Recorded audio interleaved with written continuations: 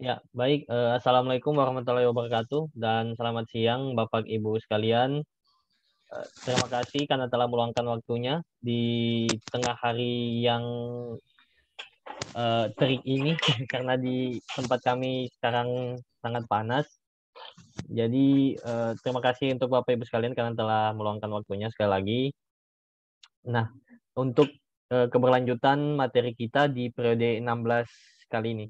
Adapun judul materi kita pada siang hari ini yaitu Audit Penata Usahaan Keuangan Belanja Bantuan Sosial yang insya Allah akan dibawakan oleh Pak Kurniawan Ilyas. Untuk mempersingkat waktu kepada Bapak kami persilahkan.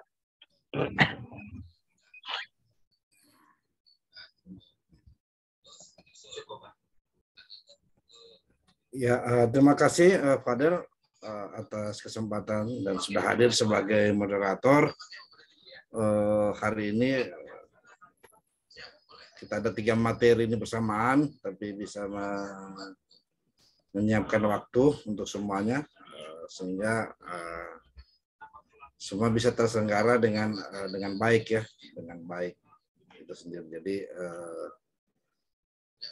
materi saat ini adalah audit penata usahaan keuangan belanja bantuan sosial ya. Jadi selama ini kegiatan-kegiatan pemerintah pusat maupun kegiatan pemerintah daerah lebih banyak menonjolkan bantuan-bantuan yang sifatnya bantuan sosial. Nah, kegiatan bantuan sosial ini juga memang memerlukan penata usahaan keuangan yang baik. Apalagi di masa COVID ini, bantuan-bantuan sosial sudah berbagai macam lintas sektoral ya, tidak hanya dinas sosial atau kementerian sosial, dinas kesehatan dan instansi-instansi lainnya yang berkaitan dengan bantuan sosial. Jadi saya share screen saja.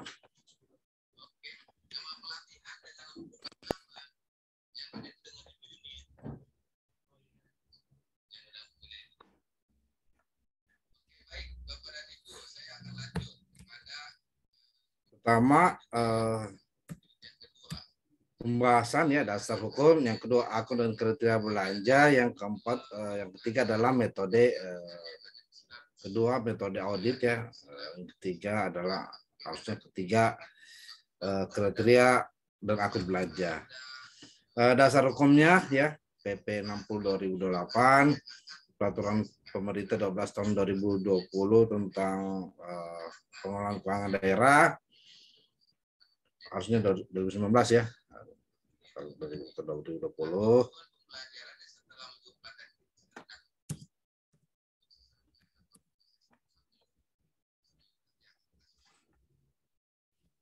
Ketika peraturan Menteri Dalam Negeri 7 tahun 2020 dan peraturan Menteri Keuangan 136 PMK 2 2014 tentang petunjuk pelaksanaan menyusun LKKL itu sendiri.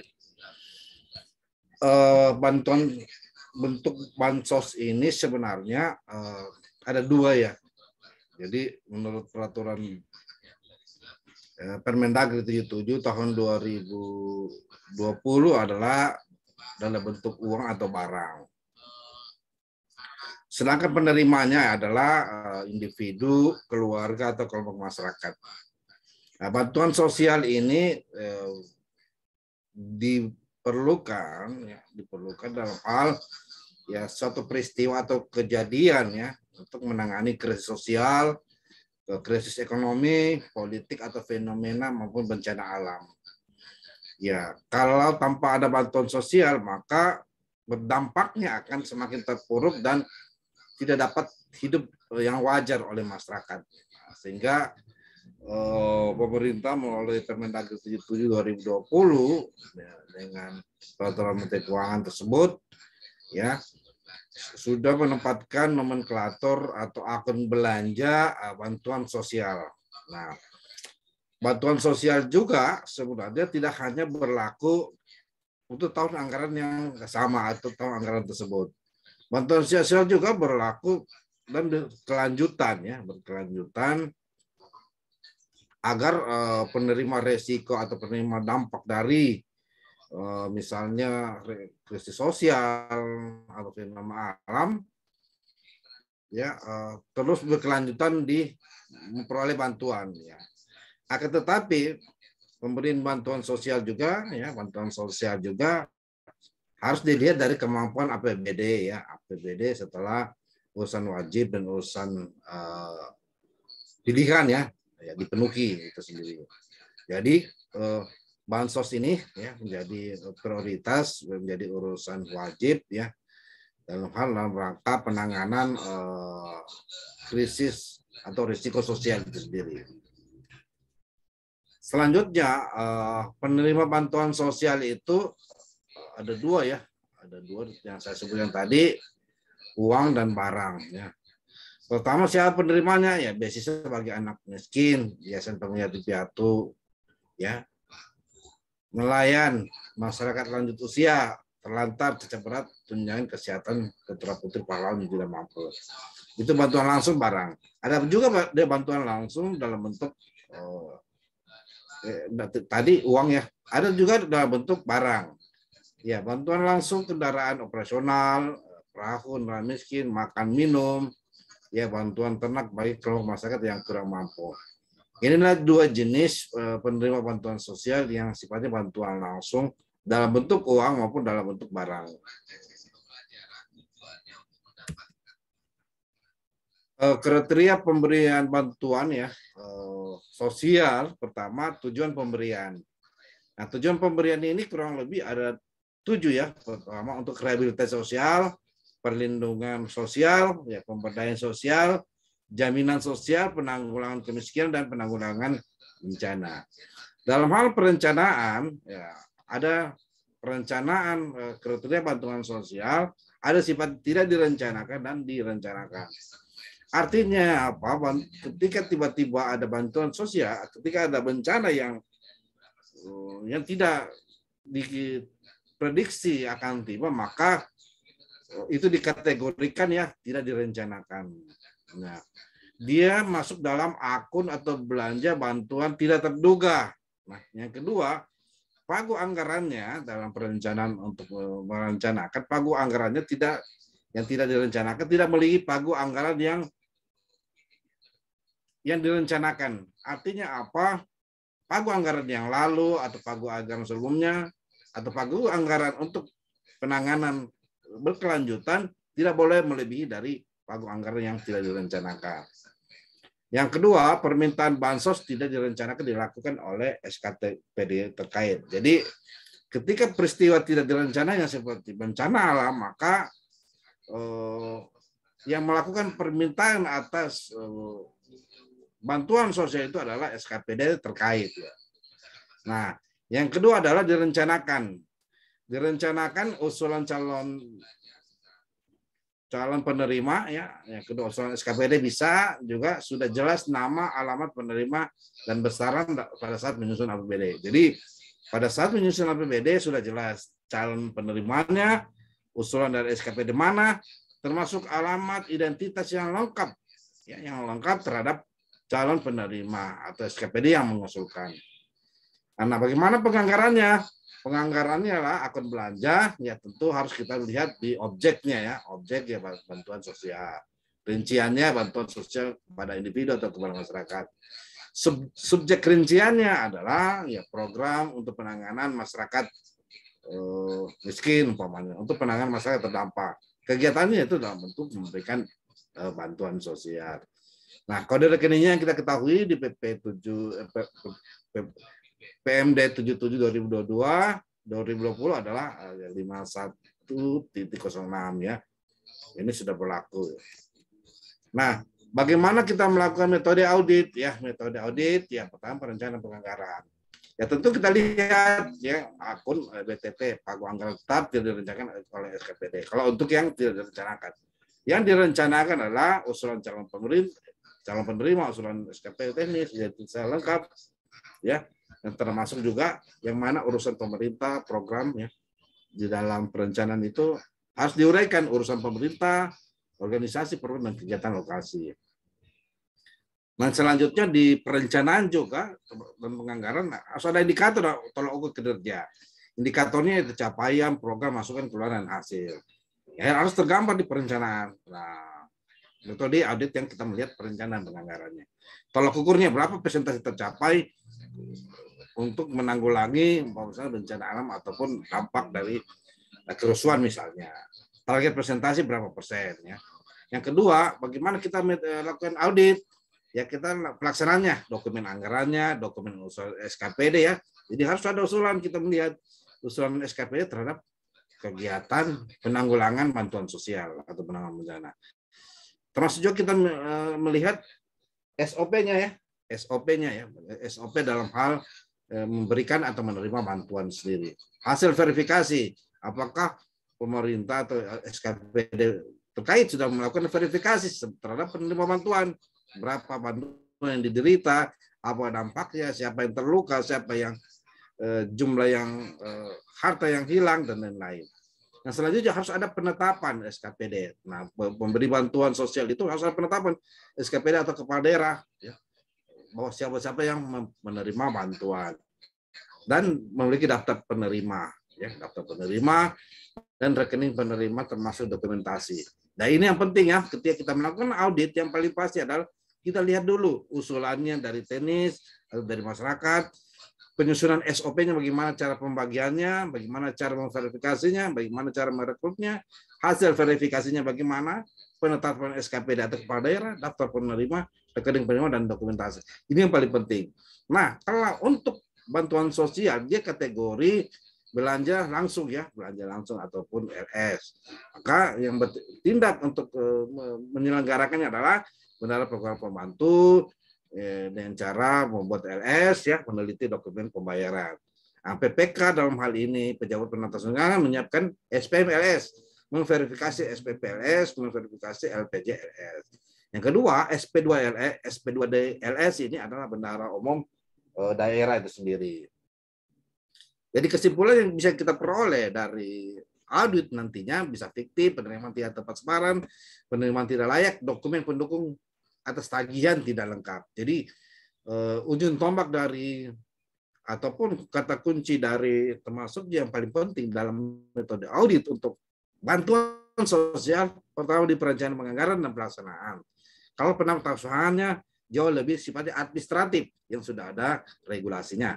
Nah, inilah yang bisa saya sajikan ya untuk tentang metode audit bantuan sosial. Saya serahkan kepada moderator. Silakan, Fadil.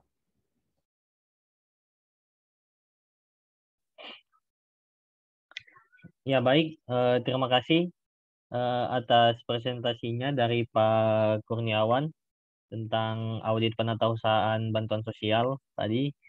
Dan untuk sekarang kita masuk di sesi tanya jawab. Jadi untuk Bapak Ibu sekalian yang ingin bertanya tentang materi kita pada siang hari ini dipersilahkan untuk tulis langsung di form chat atau tidak bisa langsung raise hand untuk diskusi dengan pemateri. Dipersilakan Bapak Ibu.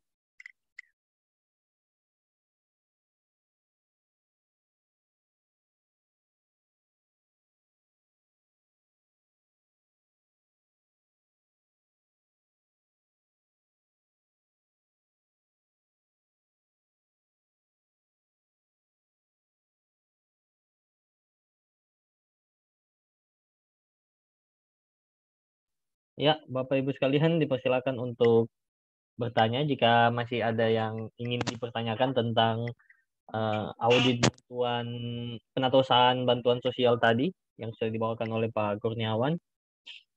Mungkin tentang penatausahaannya atau bantuan sosialnya itu bagaimana dipersilahkan. Bisa melalui form chat atau bisa langsung raise hand.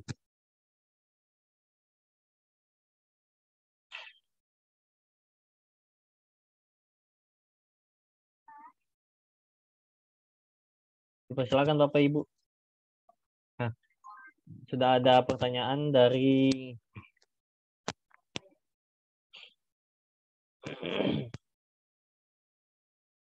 Inspektorat Kabupaten Rohil. Ini nggak ada namanya ya.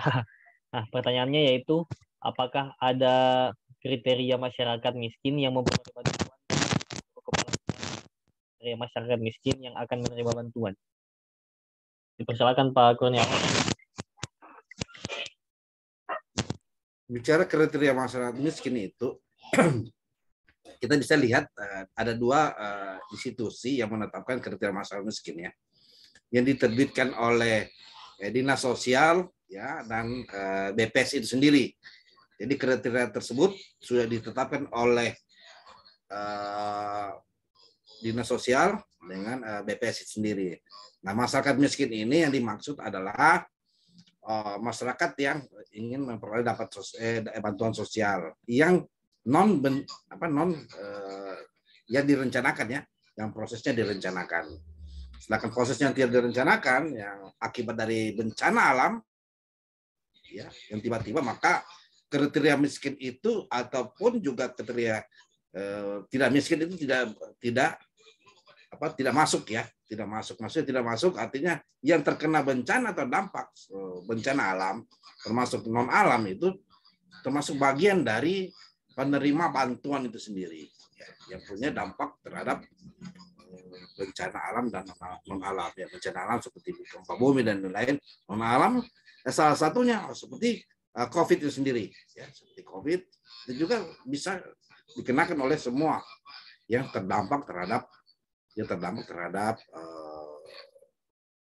bencana alam dan non alam itu sendiri. Jadi kriteria tentang masyarakat miskin itu bisa kita lihat di BPS Pak dan di Kemensos itu sendiri. Demikian. Ya, terima kasih jawabannya dari Pak Kurniawan. Apakah masih ada tanggapan dari Pak? Enggak ada namanya ya. Bagaimana Pak? Aman? Oh ya. Oh ada lagi balasannya. Pak perlu ditetapkan lagi oleh kepala. Apakah perlu ditetapkan lagi oleh kepala daerah? Mungkin tanya. Iya Pak. Halo. Bagaimana Pak Kurniawan? Oke. Apa perlu ditetapkan oleh kepala daerah? Nah, penetapan kepala daerah itu penting ya untuk memastikan bahwa anggaran itu mulai dari perencanaan itu sendiri. Jadi kepala daerah yang menetapkan status bencana sosial, status bencana alam itu sendiri, termasuk juga bencana yang non alam atau non sosial ya, atau yang sifatnya pandemi ya. Itu kewenangan kepala daerah untuk menetapkan itu. Jadi sangat disarankan kepala daerah ditetapkan setelah melakukan proses verifikasi dan menyusun SOP sendiri. Jadi harus ada SOP dalam hal menilai bahwa dia layak menerima bantuan atau tidak. Demikian. Oh ya, terima kasih dari Pak Kurniawan. Selanjutnya kita pindah di pertanyaan selanjutnya, yaitu Pak Muhtar. Penerimaan bantuan sosial tunai namun oleh panitia diwajibkan belanja sembako pada suatu toko yang ditunjuk. Apakah termasuk periode? Silakan Pak. Ya, Ibu Rini ya, apa ada perbedaan yang menonjol antara hibah dan bantuan sosial? Ya, dalam hal pertanggungjawaban, hibah itu ya, hibah ataupun bantuan sosial itu perbedaannya sebenarnya berdasarkan akunnya ya, akun hibah dan bantuan sosial itu berbeda ya. Bantuan sosial itu ya diberikan dalam rangka ya tadi kondisi yang bencana atau bencana alam ya, bencana alam atau bencana non alam, termasuk juga konflik sosial, konflik ekonomi dan lain-lain. Nah, kalau hibah ya pemberiannya itu dalam bentuk kesepakatan atau hubungan kerja atau hubungan timbal balik ya kalau hibah. Sehingga pertanggungjawaban bantuan sosial apakah dalam bentuk berita acara atau SPJ ya, pertanggungjawaban bantuan sosial itu kan dalam bentuk berita acara, SPJ pengeluaran ya, penerimaan ya toh, alamat, identitas yang lengkap. Gitu. Jadi kalau hibah namanya nota NHPD ya. Sedangkan kalau bantuan sosial dalam bentuk penetapan SK yang ditetapkan oleh kepala daerah. Gitu. Ya, baik. Kita lanjut ke pertanyaan selanjutnya, yaitu dari Ibu Rini. Apakah ada perbedaan paling menonjol antara hibah dan bantuan sosial? Nah, Oh itu tadi. Ya. yang tadi ya, pertanggungjawaban untuk bantuan sosial, apakah hanya berita acara secara terima saja atau ada SPJ yang lain, Pak? Ya, banyak sih pertanggungjawaban berita acara. Salah satunya adalah penerimaan, yang kedua ada dokumentasi, identitas yang lengkap ya. Itu pertanggungjawaban berita acara itu sendiri. Nah, ini menjawab dari Pak Muhtar tadi ya. Pak Muhtar, penerimaan bantuan sosial itu namun panitia diwajibkan belanja sembako atau toko yang ditunjuk. Apakah itu fraud ya? Sebenarnya tidak fraud ya.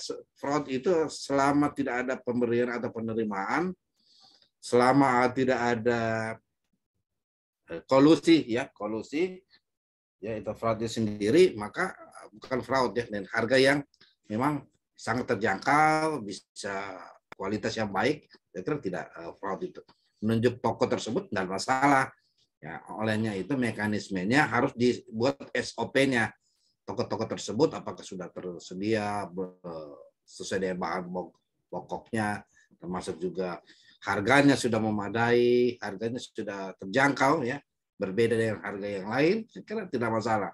Tentang apakah itu termasuk fraud, tidak termasuk ya. Jadi bukan bagian dari fraud itu sendiri.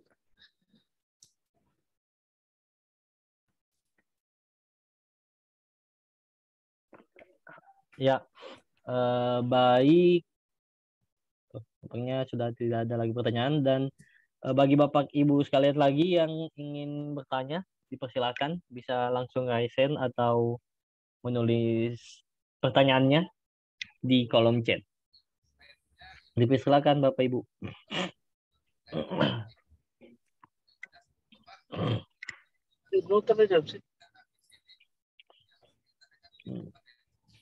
Oke. Tampaknya sudah tidak ada ya. Ada lagi?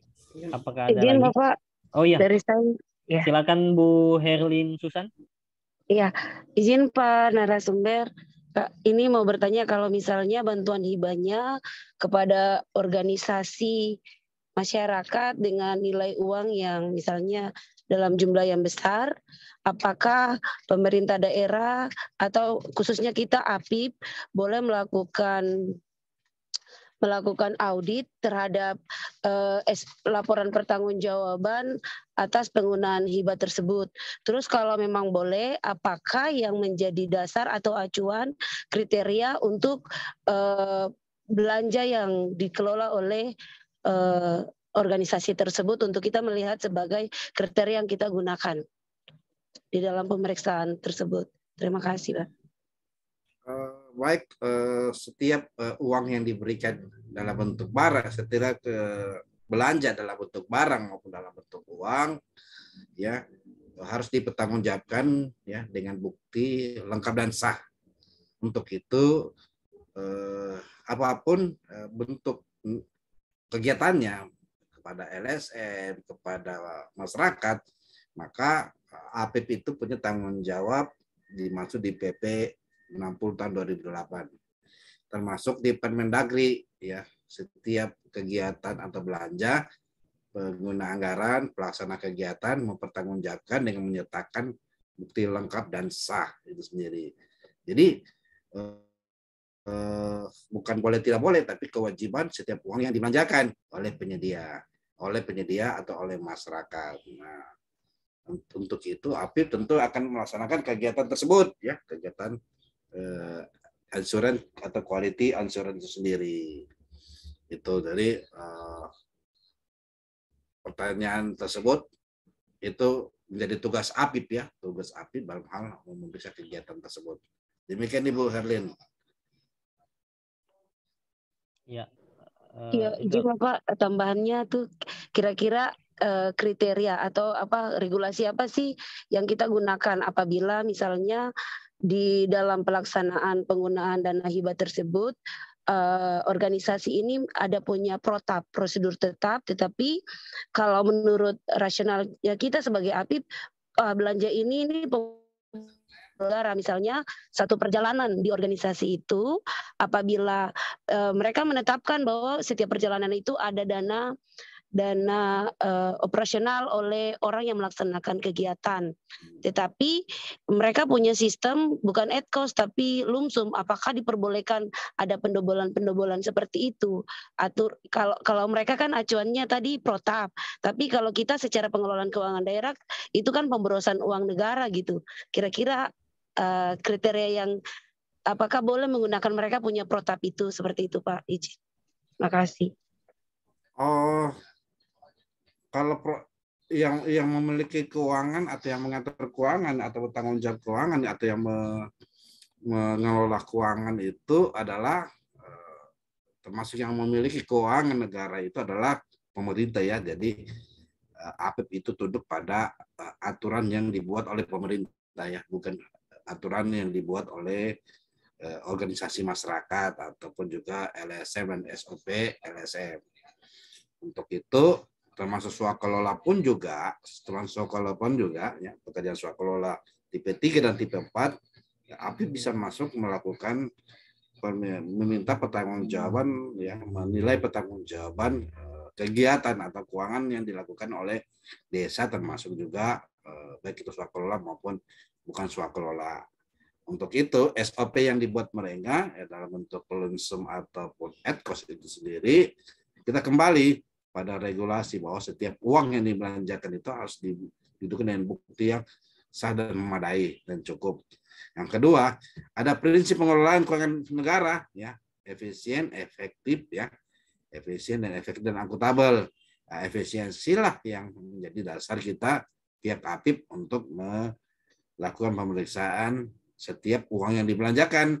Kalau dilihat ada double terhadap tersebut ya, kegiatan tersebut, maka ada prinsip inefisiensi terhadap belanja tersebut. Untuk itu ya tentu APIP akan memberikan rekomendasi atas temuan tersebut. Ya, temuan tidak hanya sifatnya administrasi, bisa juga pengembalian dalam bentuk dana yang sudah digunakan oleh pihak penyelenggara. Untuk itu sebenarnya LSM masyarakat itu kan sudah ada harus memiliki SOP ya yang disetujui oleh pengguna anggaran. Ya.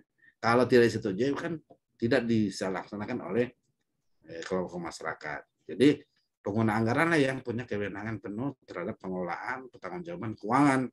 Ya, sedangkan pelaksanaannya ada di masyarakat. Demikian Bu.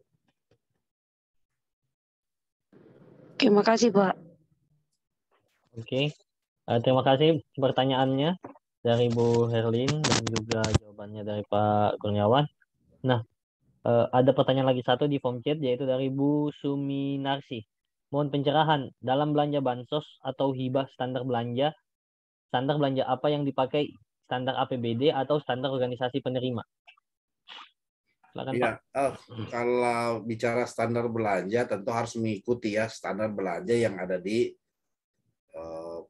APBD ya, standar belanjanya. Ya, tentu di APBD harus sesuai dengan yang pertama penerimanya, apa dampaknya, tujuan pemberiannya, ya, hasil verifikasinya, SOP-nya bagaimana, penerimaan lewat rekening atau tunai, itu standar belanja yang ada di APBD. Sedangkan kalau si penerima, organisasi penerima, dia sebagai pelaksana. Nah, pelaksanaan itu harus dimintakan juga oleh organisasi penerima apa standarisasi sehingga bisa sebagai penyalur kegiatan tersebut atau standarisasi sebagai penerima bantuan tersebut. Nah, sebelumnya pihak dinas terkait harus menetapkan standarisasi dan SOP dalam hal kegiatan bansos atau hibah itu sendiri ya. Kalau tidak, itu bisa menimbulkan pertanyaan ya, apakah semuanya itu sudah ada prosedur dan ketentuan yang berlaku dalam hal pemberian bantuan. Tapi secara garis besar harus ada alamatnya yang jelas, harus ada tujuannya, harus ada identitas yang lengkap, ada usulan dari penerima atau usulan dari SKPD. Itu garis besarnya terhadap bantuan sosial. Demikian, Fadel. Ya, itulah tadi jawaban. Nah, ada pertanyaan lagi dari Pak Mukhtar. Bagaimana proses pengadaan barang yang baik dan benar oleh institusi yang menggunakan dana bantuan? Ya, bagaimana proses pengadaan barang yang benar dan baik dari sisi dana bantuannya? Pengadaannya ada dua ya. Ada lewat swakelola, ada lewat penyedia. Nah, swakelola ada 4 tipe. Tipe 1 pemerintah dalam instansi sendiri, tipe 2 instansi lainnya, tipe 3 adalah ormas ataupun PTS ataupun organisasi profesi, yang tipe 4 adalah kelompok masyarakat. Kalau lewat penyedia, maka kita melihat penyedianya yang kualifikasi usaha kecil, ya UMKM atau koperasi, dan kualifikasi usaha non kecil. Non kecil terbagi atas dua, yang menengah dan besar. Ya, menengah yang nilai paketnya 15 sampai 50 M, yang besar adalah 50 M sampai 100 M. Demikian Pak Mutar. Ya, itulah tadi jawaban. Apakah masih ada yang ingin bertanya? Bapak Ibu sekalian, masih ada yang ingin ditanyakan? Kalau masih ada, silakan raise hand, atau tidak menulis langsung. Oh, sudah ada dari Pak Adroni Fazlah. Silakan Pak.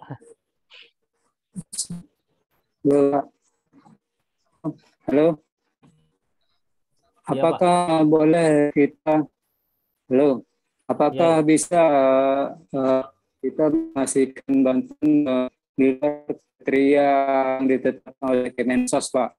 Seperti kriteria di Kemensos, rumah harus berlantai tanah, sementara di kita rumah berlantai tanah, pihak tersebut bisa menerima bantuan, Pak?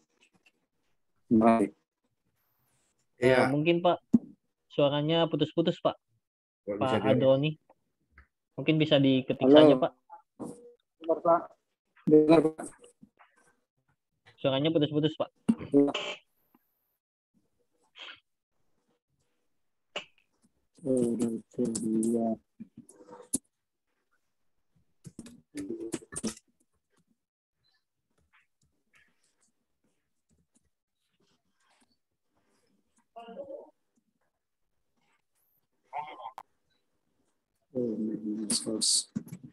Mungkin kita sambil Pak Adroni mengirim pertanyaannya saja langsung ke chat. Ini sudah ada juga pertanyaan dari Bu Ina Purmini. Apakah penerima hibah dalam belanja juga diwajibkan pungut potong setor pajak sebagaimana kewajiban bendahara pemerintah? Baik, mungkin saya menangkap ya dari Pak Adro, ya, Padro nih, ya. Bahwa kriteria miskin itu di BPS itu kan ada 14 komponen. BPS ada BPS ada kurang lebih ada 14 komponen ya kalau BPS ya. Jadi tentu kalau kita menggunakan kriteria dari Kemensos bisa kita gunakan landasan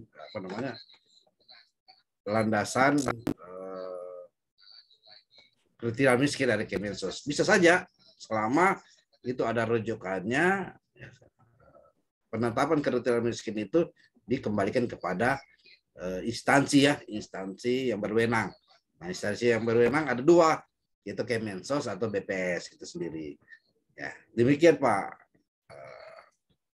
Itu. Ya, baik Pak Andro. Apakah masih ada? Oh ya, sudah tidak ada ya. Berarti kita ke pertanyaan yang Bu Ina. Ya, Bu Ina Purmini tadi Pak. Apakah penerima hibah dalam belanja juga diwajibkan pungut potong setor pajak sebagaimana kewajiban bendahara pemerintah? Ya,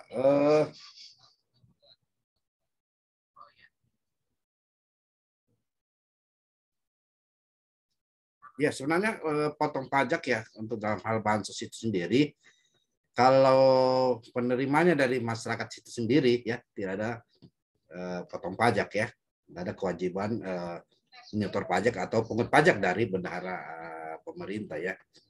Itu sendiri ya kalau penerimanya dari masyarakat.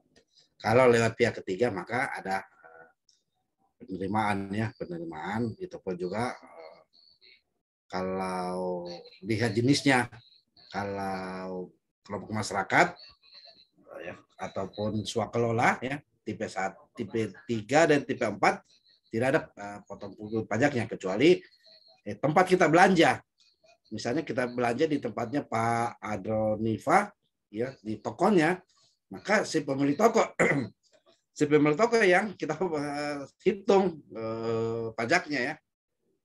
Pungut. Tapi kalau si pemberi dalam hal penerima yang membelanja tidak dikenakan itu sendiri.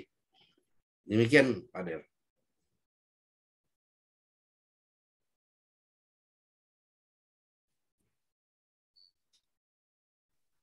Iya,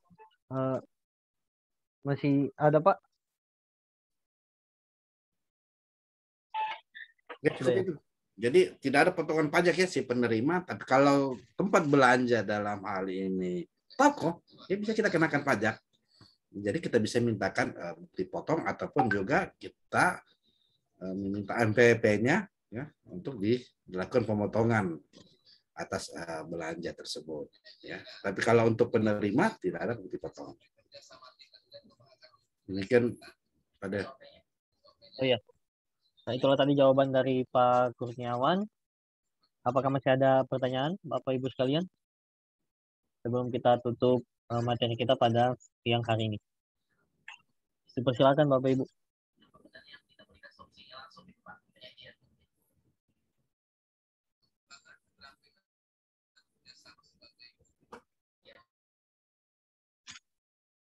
Oh ya, mungkin sudah tidak ada lagi ya Pak. Oke. Ya, jadi demikianlah tadi sesi tanya jawab kita pada siang hari ini dengan materi audit penatusan bantuan sosial. Sebelum kita tutup, mungkin ada closing statement dari Pak Kurniawan. Silakan Pak. Terima kasih Pak Del. Jadi bantuan sosial ini yang paling penting adalah kriteria dan kondisi ya. Pertama kriterianya bahwa dia harus terdampak sosial ya. Yang kedua juga kalau dia tidak terdampak sosial, konflik ataupun ada kondisi di mana mengharuskan ada bantuan sosial, maka harus ada kriterianya juga ya, kriteria. Yang kedua harus ada kondisinya, harus di mana masyarakat atau penerima bantuan itu dalam keadaan bisa kondisi tidak layak ya. Yang ketiga harus ditetapkan oleh pemerintah daerah. Yang keempat harus ada verifikasi. Yang kelima alamat identitas yang jelas. Yang keenam harus ada SOP tentang penerimaan, baik itu sifatnya tunai ataupun cash. Yang kelima harus ada dan seterusnya harus ada dokumentasi itu sendiri. Jadi ketika kita mengaudit dokumen-dokumen itu saja yang kita lihat untuk memastikan bahwa barang tersebut atau uang tersebut sampai di tujuannya ya, sesuai penggunaannya. Demikian Pak Del. Oh ya, terima kasih closing statement dari Pak Kurniawan. Dengan closing statement tadi juga menutup perjumpaan kita dan pertemuan kita di Zoom periode 16 pada siang hari ini dengan judul Audit Penatausahaan Bantuan Sosial. Nah, akhir kata saya Muhammad Fadel selaku tim dari CV Konsultan Indonesia mengucapkan terima kasih kepada Bapak Ibu sekalian yang telah menyempatkan waktunya dan juga Pak Kurniawan yang sudah menyempatkan waktunya. Demikian, wassalamualaikum warahmatullahi wabarakatuh dan selamat berpuasa. Waalaikumsalam.